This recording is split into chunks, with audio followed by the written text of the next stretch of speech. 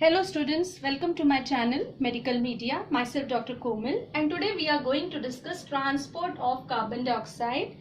So before this, let us brush up initial lecture. What we had seen, that oxygen is coming from the atmosphere into the lungs, that is to the alveoli.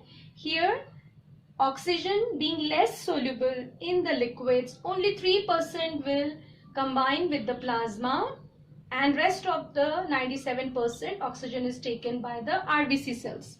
Now from here the oxygen goes to the tissues, that is at the level of the cell. Now let's see what is happening at the level of cell.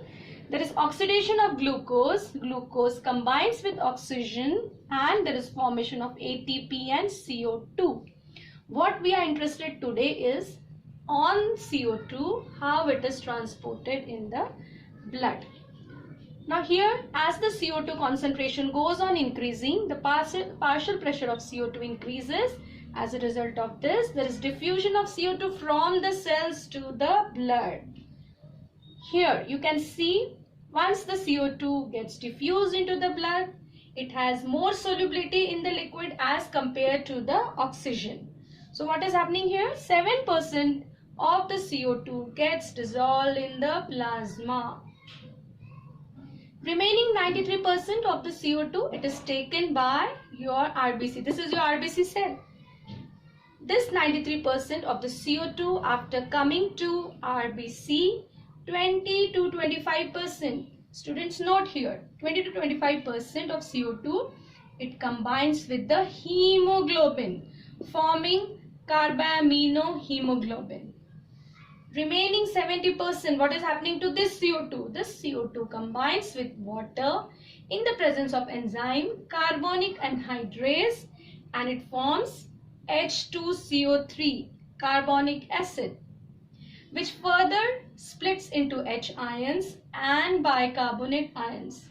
Now you should remember three vehicles here. The first one is the CO2 from the tissues coming and dissolving with the plasma, that is 7%. So first vehicle. Second one, after coming to the RBC, it combines with hemoglobin forming carbaminohemoglobin, 20 to 25%, and 70%. The most important, the CO2 is combined with water forming H2CO3, which splits into H ions and HCO3. Now both the reactions are reversible. The point to be noted, both the reactions are reversible, and these are the three important vehicles through which CO2 is transported. So dear students, in the next lecture we'll be dealing with much more details. Till then, go and read this, make the diagram and wait for the other lecture. Thank you.